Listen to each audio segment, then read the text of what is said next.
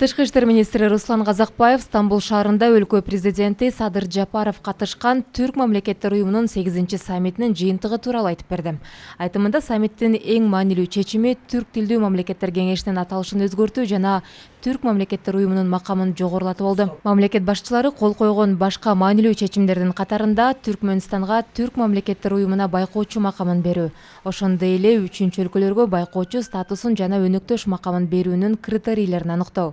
Муну менен жакынкы келечекте уюмда байкоочу макамына же өнөктөш статусуна арыздарды кароо үчүн укуктук негиз түзүлдү. Бул маселе боюнча кол коюлган чечимдер Түрк мамлекеттер уюмунун кызыктар өлкөлөр менен кызматташтыгын тереңдетүүгө үлгү түзөт. Руслан Казакбаев Түркмөнстандын Түрк мамлекеттер уюмуна байкоочу макамын алуусу менен эл аралык уюм бардык түрк тилдүү мамлекеттерди бириктире баштагандан бери толук кандуу болуп калганын кошумчалады.